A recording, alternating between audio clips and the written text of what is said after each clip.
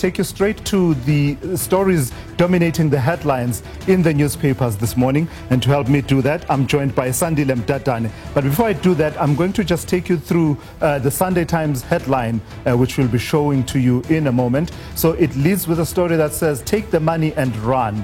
It's a story that has to do with a chicken farm in the area of Delmas and basically the shenanigans, if I can call it that are happening around governance at that chicken farm. And we'll be discussing that with Sandile Mdatane in a moment. The next paper we want to show you is the Sunday Tribune, and their lead story is DA hinders workplace transformation. That story has to do with the long-standing and ongoing battle over the Employment Equity Amendment Act that has gone to court in the last few days. And of course, we will touch on that story as well. And then just looking at the Sunday World and what they have on their front page, it says security concerns as foreigners hold sensitive state jobs. So let's get started with the conversation with Sandile Mdatane, who is the Sunday Tribune editor. Good morning to you, and thank you. Good afternoon to you, Sandile, and thank you for joining me. I believe you are not someone who is unhappy this morning. So let's get that out of the way, Sandile, so that you and I can have a nice conversation. Tell the country what you had for breakfast. I had eggs and avocado. Yeah. If you know, you know. Yeah, of course. There was a bit of green and there was a bit of yellow there in the mix in light of what happened yesterday. Yeah, but to set the record straight, I had no dog in the fight in yesterday's game. Yeah. So you say. But I'm happy for the win for the long-suffering Amakosi fans and supporters.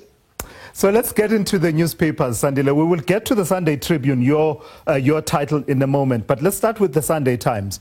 So there's a story that they're leading with, "Take the money and run." And they're talking about this chicken farm Daybreak.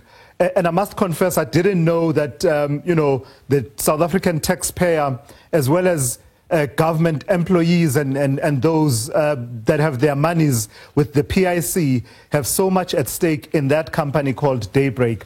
Some shenanigans is the best word that I can find to describe it, talking about how employees have not been paid, but there was an insistence that the board fees must be paid, whatever happens. Just take me through what you made of that story. Yeah, no, it's quite a disappointing story, and one that illustrates, the lack of, stringent measures in terms of, following up on how the funds from the PIC are used. And it's a story, that has been in the news for some time because one of our sister papers, the Sunday Independent, also has covered this story on a regular basis, and the most disappointing and shocking part of it is, is that there is always a new development, and the new developments that you see don't seem to point to a direction where you find that the situation is improving. And I think the unpayment of the salaries of employees not being paid is quite an unfortunate one because you find that, the board of directors, are unaffected, yet it is not the employers whose actions have caused, the dairy company or Daybreak to be in this mess. And the unfortunate part as well is that when such things happen, usually with the politically connected, board of directors and whatnot, when fraud and mismanagement has been committed, criminal cases, don't really result in any desired effect.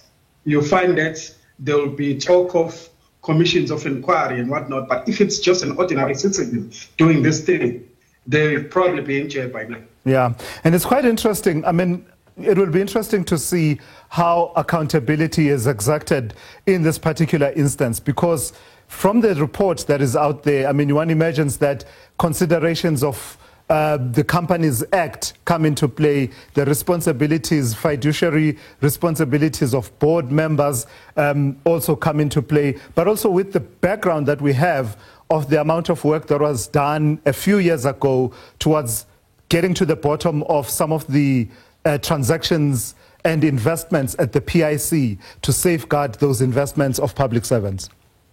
Yeah, it shows that there's been no improvement, because this is not just the first entity that finds itself in this mess, from the PIC funds. And the reality of it is that these are monies from government employees, their pension funds and whatnot. So the amount of risk involved, that you've got public funds that are used in this manner, and the way some of these entities, that benefit from the funding of the PIC, if I can put it this way, they are used sort of like a piggy bank, by the executives. And you find that the work that is supposed to be done by these entities, to sort of try and have, cover some ground in certain sectors, it's something that doesn't happen, so it just morphs into a self-enrichment scheme. And there are no consequences, there's no consequence management, especially on the part of government, whose money it is that is being used here. But it's not really the government's money, but it's the public's money. But there's not enough that is being done, to people before the parliamentary committees, to account for all, that is happening. Because Daybreak Farm is just one of many beneficiaries of PIC who have messed up, grants been given to them. Yeah, and of course the other front page story of the Sunday Times has to do with the non-payment of doctors and others in Gauteng. It sort of feels like every other day we are talking about a sector of public servants or the public service where the trickle of money didn't really reach the intended beneficiaries. If you and I have time, we'll come back to that story a bit later on. But I want to move on swiftly and show your title, the Sunday Tribune. And you are leading this morning with DA hinders workplace transformation. And I was saying in the summary earlier on that this has to do with the ongoing case and what has become the latest turf war within the so-called Government of National Unity. Tell me a bit more what aspects you are bringing out on the front page in that story. Okay. Yeah, no, the story is simply about, of course, the court application by the DA, which wants the Employment, Amendment Equity Act to be scrapped, because it deems it as being unconstitutional. But the reality is, Tula Sizwe, if you look at the workplace and you look at the stats in terms of management, it benefits most of the people, that sit in management, top management position. The overwhelming majority are white males. And when you look at the youth unemployment and you look at unemployment in general, it's the people who are bearing the brunt of the unemployment are black people. Yet the DA's application seems to say that all these race-based laws, like the employment equity, need to be scrapped. But they do not, bring forth what is the genesis of the necessity of having these laws. Because we have these laws because we come from a very racial past, which benefited the minority. There is an argument, of course, to be made by those who oppose the employment equity in terms of maybe the appointment of people who are incompetent. But the way the act is structured, it doesn't concentrate much on quota targeting, which is one of the points that the DA is trying to raise. So I think that the application for me is one, that doesn't go into the heart of the problem. That if you want to get rid of people that are incompetent, you're not supposed to be fighting the unemployment equity. Then there's the aspect of the GNU that This is not the first act that the DA is challenging, yet they are part of government, which bring certain tensions. Within the new setup. Listen, Sandile, yesterday we had an extensive discussion on the weekend review about that particular aspect, and it included Michael Bagraim of the DA. And I don't want to then, reopen a conversation that happened yesterday. But one thing I wanted to add is that when you're talking about if the concern is about people who are incompetent or not suitably qualified being appointed to these positions in line with this act, the only thing I want to point out, without arguing in favor or against, is to say that the act itself, that contentious section 15 capital A, actually says it has that qualifier that says suitably qualified. So that is already covered in the law, that those people that are appointed should be suitably qualified. But let's talk a bit about the other big contentious issue. The other story you have on your front page, South Africa criticizes the US for receiving Afrikaners. So I started seeing the story late last week, that the Trump administration was working with NGOs in the United States and others that work with refugees to get ready to finally now start receiving the Afrikaners that the Trump administration says are being persecuted in South Africa. Tell me a bit more about this story and South Africa's reaction to it. Okay. Yeah, basically the story is about the reaction of the Department of International Relations and Cooperation and trying, to educate the U.S. on the reasons why these laws like the expropriation of land exist. Because most of the Afrikaner so-called refugees who are, groveling to Trump are saying that they are being persecuted in this country. And you have, lobby groups that have, been beating this drum that there is a genocide in SA.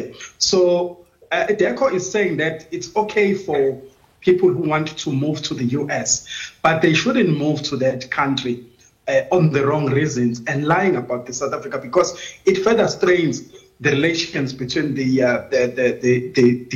two countries.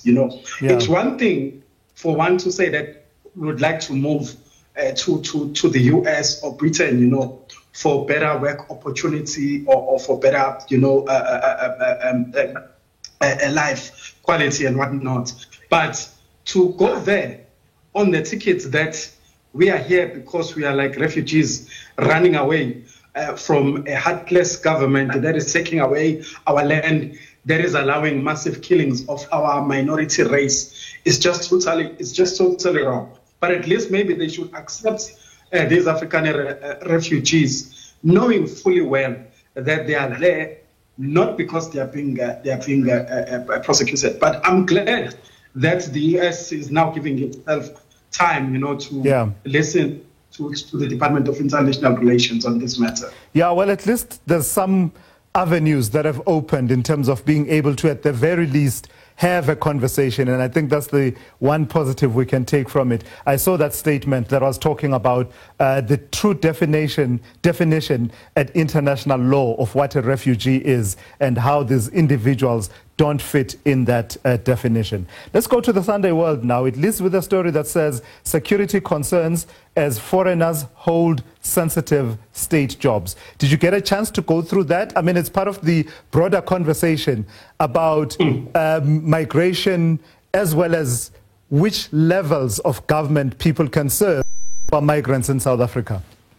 Yeah, no, it's quite an important story, when you look at when you're trying to read even the social media climate in terms of how people view foreigners, who are holding cushy government jobs. Recently, I think it was this week on Twitter or last week, where people, were going around listing the number of universities, where foreign nationals, are having quite senior positions, whereas, we are not a country that is really short on people in academia, but you find that we have this problem.